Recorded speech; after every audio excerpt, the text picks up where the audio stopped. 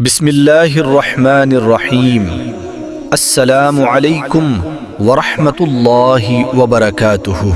ایک ایسی قوم جسے اللہ نے زمین کا سب سے خوبصورت اور زرخیز حصہ عطا کیا تھا، جہاں نرم اور خوشنما ہوائیں چلا کرتی تھیں، جہاں زمین اتنی زرخیز تھی کہ ہاتھ لگاتے ہی فصلیں لہلہا اٹھتی تھیں، نہریں بہتی تھیں، باغات ہرے بھرے تھے اور پیڑ پھلوں سے لدے رہتے تھے۔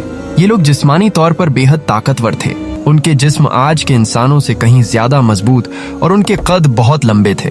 رہائش کے لحاظ سے یہ قدیم عراق کے علاقے بابل کے آس پاس آباد تھے۔ یہ قوم حضرت آدم علیہ السلام کے بعد انسانی تاریخ کی سب سے قدیم قوموں میں سے ایک تھی۔ اللہ نے انہیں ہر نعمت سے نوازا تھا، لیکن سب سے بڑی نعمت توحید یعنی اللہ کی وحدانیت کو ماننا وہ بھول بیٹھے۔ شروعات میں یہ لوگ اللہ کی عبادت کرتے تھے، مگر وقت کے ساتھ ساتھ شرک کا بیج ان کے دلوں میں پنپنے لگا۔ روایتوں میں آتا ہے کہ قوم نوح کے شروعاتی لوگ کچھ نیک بندوں کو بہت عزت دیتے تھے۔ جب وہ نیک لوگ دنیا سے رخصت ہو گئے تو لوگوں نے ان کی یاد زندہ رکھنے کے لیے ان کے مجسمے اور تصویریں بنا لیں۔ شروع میں یہ صرف یادگار تھیں، لیکن دھیرے دھیرے ان مجسموں کی تعظیم ہونے لگی۔ تعظیم سے احترام، احترام سے سجدہ، اور پھر کھلا شرک شروع ہو گیا۔ لوگ ان مجسموں سے دعائیں مانگنے لگے، مصیبتوں میں انہی سے مدد طلب کرنے لگے۔ قرآن مجید میں اللہ تعالیٰ سورہ نوح میں فرماتا ہے، اور انہوں نے کہا، اپنے معبودوں کو ہرگز نہ چھوڑنا، نہ ود کو چھوڑنا، نہ سوا کو، نہ یگوس کو، نہ یوک کو، اور نہ نصر کو۔ یہ 5 بت تھے جو قوم نوح کے معبود بن چکے تھے۔ اصل میں یہ نیک بندوں کے نام تھے، لیکن شیطان نے لوگوں کو گمراہ کر کے انہیں معبود بنا دیا۔ اب لوگوں کے دل پتھر سے بھی زیادہ سخت ہو چکے تھے۔ کوئی کہتا، میرا معبود ود سب سے بہتر ہے، دوسرا کہتا، نہیں، سوا کی کرامات تو بے مثال ہے۔ ایک کہتا، میرا معبود ود بہترین ہے، دوسرا کہتا، نہیں۔ ہر گھر میں بت تھے، ہر گلی میں بت، مندر بتوں سے بھرے ہوئے تھے۔ لوگ ان سے رزق مانگتے، اولاد مانگتے، صحت مانگتے، ہر چیز انہی سے چاہتے۔ توحید کا نام و نشان مٹ چکا تھا۔ اسی اندھیرے میں اللہ نے اپنی رحمت کی روشنی بھیجی، ایک عظیم نبی کو مبعوث فرمایا، حضرت نوح علیہ السلام۔ قرآن میں سورہ العنکبوت میں اللہ فرماتا ہے، اور ہم نے نوح کو ان کی قوم کی طرف بھیجا تو وہ ان میں 950 سال رہے۔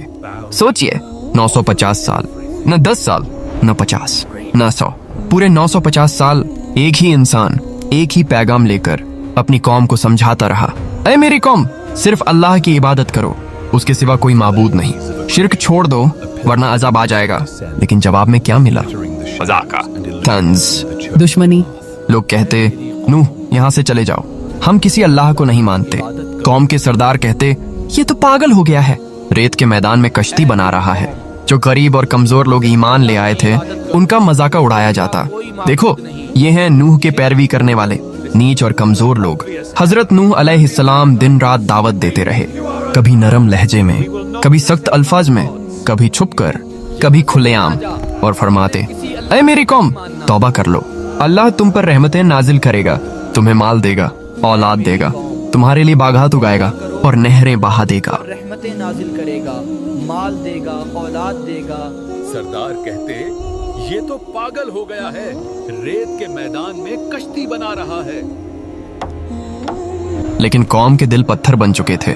سردار لوگوں کو روکتے، غریب مومنوں کا ہاتھ پکڑ کر کہتے، اسے چھوڑ دو، یہ تو ایک عام آدمی ہے، اگر اللہ کو پیغام بھیجنا ہوتا تو کسی امیر اور طاقتور کے ذریعے بھیجتا۔ چھوڑو اسے، یہ تو ایک عام آدمی ہے، اگر اللہ کو پیغام بھیجنا ہوتا تو کسی امیر اور طاقتور کے ذریعے بھیجتا۔ کچھ روایتوں میں ایک عجیب شخصیت کا ذکر ملتا ہے جس کا نام اوس بن عنق بتایا جاتا ہے۔ وہ بے حد لمبے قد کا اور انتہائی طاقتور تھا۔ کہا جاتا ہے کہ وہ اپنے پیروں سے پہاڑوں کو ہلا دیتا تھا، مگر یاد رہے یہ سب صرف قدیم روایتوں میں آتا ہے، قرآن مجید میں اس کا کوئی ذکر نہیں۔ اصل میں یہ روایت ایک سبق ہے۔ جب کوئی قوم تکبر میں مبتلا ہو جاتی ہے تو ان میں ایسی ہی گھمنڈی اور مغرور سوچ پیدا ہو جاتی ہے۔ حضرت نوح علیہ السلام کی دعوت جاری رہی، کبھی لوگوں کے چہروں پر نرمی آتی، دل پگھلنے لگتے، مگر سردار آ کر پھر انہیں روک دیتے۔ 950 سال کی لگاتار جدوجہد، صبر کا پہاڑ، ایک نبی کی استقامت، مگر قوم نہیں مانی۔ ذرا سوچئے، 950 سال کی مسلسل دعوت کے بعد وہ لمحہ آ پہنچا جب اللہ تعالیٰ نے فیصلہ فرما دیا کہ اب یہ قوم کبھی ہدایت نہیں پائے گی۔ حضرت نوح علیہ السلام کے دل میں درد تھا، آنکھوں میں آنسو تھے، لیکن زبان پر وہ دعا تھی جو تاریخ انسانیت کی سب سے خوفناک دعاؤں میں سے ایک ہے۔ قرآن مجید میں اللہ تعالیٰ نے اس دعا کو یوں بیان فرمایا، سورہ نوح 26 سے 35، اور نوح نے کہا، ऐ मेरे रब, जमीन पर काफिरों में से किसी को भी जिंदा न छोड़। अगर तू उन्हें छोड़ देगा तो वे तेरे बंदों को गुमराह करेंगे और उनकी नस्ल से सिर्फ फाजिर और काफिर ही पैदा होंगे। ये दुआ सुनकर दिल कांप उठता है।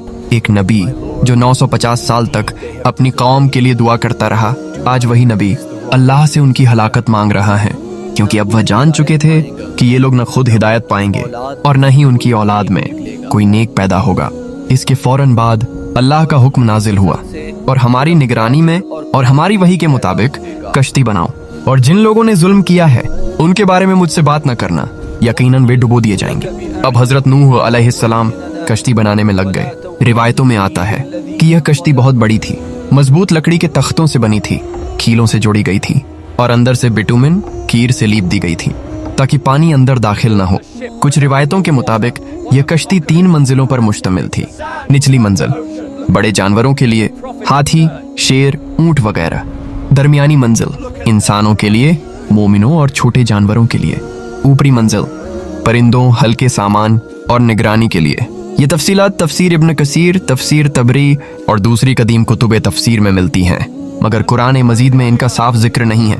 जब भी कौम के सरदार और नौजवान वहां से गुजरते, हंसते, तंज करते, नूह तुम तो नबी थे, अब बढ़ई बन गए हो।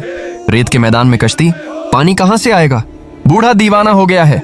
बच्चे पत्थर मारते, औरतें खिड़कियों से झांक कर हंसती, मगर हजरत नूह अलैहिस्सलाम खामोशी से अपना काम करते रहते। हर कील ठोंकते वक्त दिल ही दिल में दुआ करते, ऐ अल्लाह ये कील इनकी तबाही का सबब बन जाए। कुछ कदीम रिवायतों में एक अजीब बात मिलती है कि जब कश्ती के ऊंचे हिस्सों पर काम होता तो औस बिन उनुक नाम का वह ताकतवर शख्स कभी कभी आकर मदद कर देता। वह इतना लंबा था कि एक हाथ से तख्ता पकड़ता और दूसरे से कील ठोंक देता। लेकिन याद रहे, यह सिर्फ इजरायली रिवायतों और कुछ कदीम किताबों में है। कुरान और सहीह अहादीस में इसका कोई जिक्र नहीं। अल्लामा इब्न कसीर रहीमहुल्लाह ने भी इसे ज़ईफ करार दिया है। अब अल्लाह ने अजाब की निशानी बता दी, सूरह हूद 40। यहाँ तक कि जब हमारा हुक्म आ गया और तन्नूर उबलने लगा, तन्नूर से मुराद एक कदीम चूल्हा या तंदूर था जिसमें रोटी पकाई जाती थी। रिवायतों में आता है कि यह तन्नूर हजरत नूह अलैहिस्सलाम के घर का ही था। जब अचानक उसमें से पानी उबलने लगा तो ये निशानी थी कि अब अज़ब शुरू हो चुका है। उसी वक्त अल्लाह का हुक्म आया, सूरह हूद 40। हमने कहा इसमें हर किस्म के जानवरों का एक एक जोड़ा सवार कर लो और अपने घर वालों को भी, सिवाय उसके जिसके बारे में पहले बात हो चुकी है, और उन लोगों को भी जो ईमान लाए। और फिर वह दिन आ गया जिसका इंतजार था। आसमान पर काले बादल छा गए। हवा जो पहले नरम और खुशनुमा थी अचानक ठंडी और तेज हो गई। सरदार और बूढ़े लोग इकट्ठा होकर हंसते, देखो नूह के तन्नूर से भी पानी निकलेगा क्या? बादल तो आ गए हैं मगर बारिश कहाँ है? और अचानक तन्नूर से पानी उबलने लगा। जमीन के अलग अलग हिस्सों से चश्मे फूट पड़े। हजरत नूह अलैहिस्सलाम समझ गए अब वक्त आ चुका है। उन्होंने मोमिनों को बुलाया और कश्ती में सवार हो गए। रिवायतों के मुताबिक मोमिनों की तादाद बहुत कम थी, कहीं 8 और कहीं 80 के करीब बताई जाती है। जानवर खुद अल्लाह के हुक्म से चल कर आए।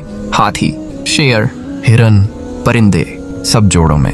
न कोई भागा न कोई लड़ा, सब खामोशी से कश्ती में दाखिल हो गए।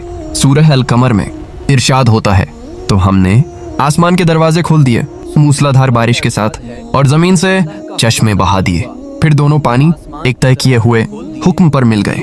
ऊपर से जोरदार बारिश, नीचे से जमीन फटकर उबलता हुआ पानी, दोनों मिलकर एक हौलनाक तूफान बन गए। लहरें पहाड़ों की तरह उठने लगीं। हजरत नूह अलैहिस्सलाम ने आखिरी बार अपनी कौम की तरफ देखा। दूर घर के दरवाजे पर उनकी बीवी खड़ी थी। नूह अलैहिस्सलाम ने पुकारा, ऐ मेरी बीवी, आओ अल्लाह की पनाह में आ जाओ। लेकिन उसने मुंह फेर लिया और सरदारों के साथ खड़ी रही। वह भी डूब गई। कुरान में अल्लाह ने उसे मुनाफिकों में शुमार किया है। उनके 3 बेटे साम, हाम और याफिस कश्ती में सवार थे। बेटियां भी अपने शौहरों के साथ थीं, मगर एक बेटा जिसका नाम रिवायतों में कनान या याम बताया गया है, ईमान न लाया। वह दूर एक पहाड़ी की तरफ भाग रहा था। सूरह हूद में आता है कि हजरत नूह अलैहिस्सलाम ने दूर से पुकारा, है मेरे बेटे, हमारे साथ सवार हो जा और काफिरों के साथ न रह। बेटे ने जवाब दिया, मैं एक पहाड़ पर चढ़ जाऊंगा जो मुझे पानी से बचा लेगा। नूह अलैहिस्सलाम ने फरमाया, आज अल्लाह के हुक्म से कोई बचाने वाला नहीं सिवाय उसके जिस पर वह रहम करे। और अचानक एक जोरदार लहर आई और बाप और बेटे के दरमियान हाइल हो गई। बेटा डूबने वालों में शामिल हो गया। अब मंजर क्या था? आसमान सियाह, बादल गरज रहे थे, बिजलियां कड़क रही थीं, हवा चीख रही थी, जमीन फट रही थी, उबलता पानी निकल रहा था, लहरें आसमान को छू रही थीं, लोग चीख रहे थे, बच्चे रो रहे थे, औरतें अपने बच्चों को सीने से लगाए भाग रही थीं। कोई कह रहा था, नूह सच कहता था, कोई चिल्ला रहा था, हमें भी बचा लो। मगर कश्ती का दरवाजा अल्लाह के हुक्म से बंद हो चुका था। ताकतवर जवानों की टांगें कांप रही थीं। जो पहले नूह का मजाका उड़ाते थे अब कश्ती की तरफ हाथ बढ़ा रहे थे, मगर पानी उन्हें निगल रहा था। बुत डूब रहे थे, घर बह रहे थे, बागात तबाह हो रहे थे, कश्ती लहरों में हिचकोले खा रही थी। हर लहर जब दीवारों से टकराती तो कश्ती कांप उठती।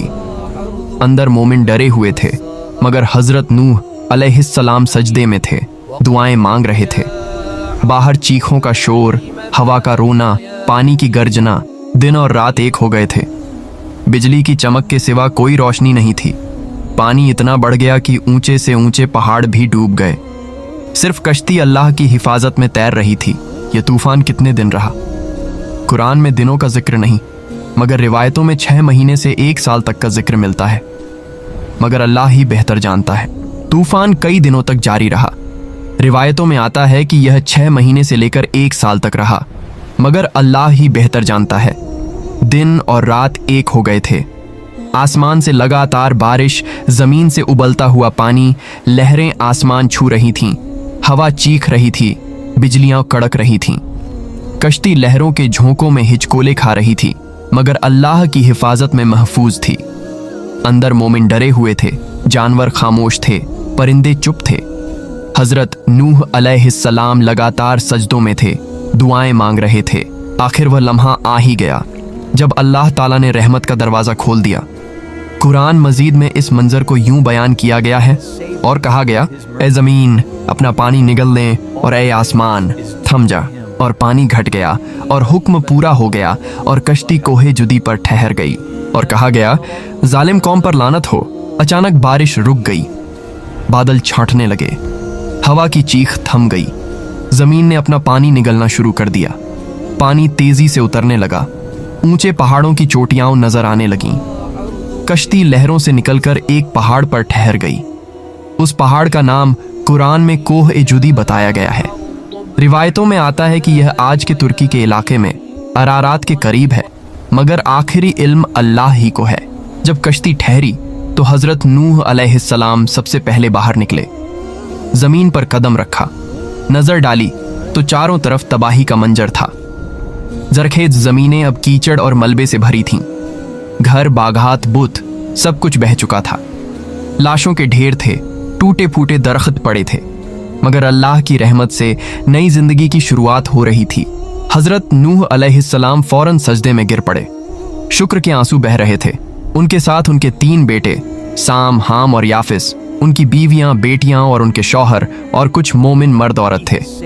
रिवायतों के मुताबिक कश्ती में सवार होने वालों की कुल तादाद तकरीबन 80 थी। कुछ रिवायतों में सिर्फ 8 बताई गई है। नूह अलैहिस्सलाम, उनके 3 बेटे और उनकी बीवियां। बाकी जानवर और परिंदे भी सलामत थे। यहीं से इंसानी नस्ल का नया आगाज हुआ। रिवायतों में आता है कि साम की नस्ल से अरब, फारस और यहूदी कौमें आईं। हाम की नस्ल से अफ्रीका की कौमें और कुछ दक्षिणी लोग पैदा हुए। याफिस की नस्ल से तुर्क, यूरोपी और एशियाई कौमें निकलीं। ये तफसीलात तफसीर इब्न ए कसीर, तारीख ए तबरी और दूसरी किताबों में मिलती हैं। कौमें नूह समझती थीं कि हम ताकतवर हैं, हमारे पास माल है, बुत हैं, जिस्मानी कव्वत है, हम बच जाएंगे। मगर जब अल्लाह का अजाब आया तो न माल काम आया, न बुतों ने बचाया, न ताकतवर जिस्मों ने मदद की। सब कुछ तबाह हो गया। आज हम भी वही गलती कर रहे हैं। हमारे बुत अलग हैं, मगर शिर्क वही है। किसी का बुत दौलत है, वह समझता है कि पैसा होगा तो सब ठीक हो जाएगा। किसी का बुत शोहरत है, लोग क्या कहेंगे, सोशल मीडिया के लाइक्स एंड फॉलोअर्स। किसी का बुत कैरियर है, नौकरी, प्रमोशन, तनख्वाह। किसी का बुत लज्जतें हैं, हराम ताल्लुकात, फिल्में, संगीत, नशा। 5वें का बुत नफ्स है, मेरी मर्जी, जो दिल चाहे करूं। कौम ए नूह के बुत पत्थर के थे, हमारे बुत दिल के अंदर हैं, मगर नतीजा वही है, अल्लाह को भूल जाना, उसकी इबादत छोड़ देना। आज हमारी कश्ती क्या है?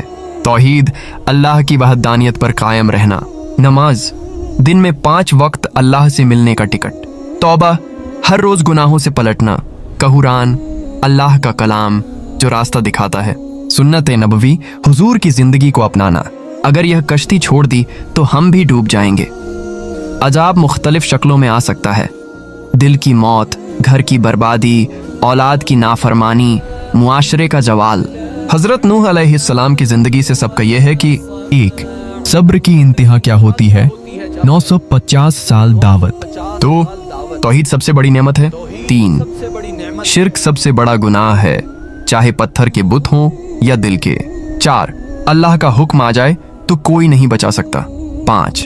मोमिनों की तादाद कम हो तब भी अल्लाह उन्हें बचा लेता है। आज हमारे पास 950 साल नहीं है, हमारी उम्र 60, 70, 80 साल की है। अगर अब भी ना जागे तो कल पछताने के सिवा कुछ नहीं बचेगा। हजरत नूह अलैहिस्सलाम ने जब अपनी कौम को आखिरी बार देखा तो दिल में दर्द था, मगर अल्लाह पर पूरा यकीन भी था। आज हम भी अपने आसपास देखें, कितने लोग शिर्क में डूबे हैं, कितने गुनाहों में गर्क। हमारी जिम्मेदारी है कि उन्हें बुलाएं, नरम लहजे में, मोहब्बत से। शायद कोई एक ही हिदायत पा जाए। आखिर में अल्लाह से दुआ है, ऐ अल्लाह, हमें तौहीद पर कायम रख, शिर्क से बचा, हमें नूह अलैहिस्सलाम की कश्ती में जगह दे और कयामत के दिन हुजूर के हौज़े कौसर से पानी पिलाए। आमीन। अब आपकी बारी है। कमेंट में जरूर लिखें इस वाकये से आपको सबसे बड़ा क्या सबक मिला। अगर वीडियो पसंद आई हो तो लाइक करें, चैनल को सब्सक्राइब करें, बेल आइकन दबाएं ताकि ऐसी और इस्लामी कहानियां और सबका आप तक पहुंचते रहें। अल्लाह हमें और आपको हिदायत दे और तौहीद पर कायम रखे। वस्सलामु अलैकुम व रहमतुल्लाहि व बरकातुहू।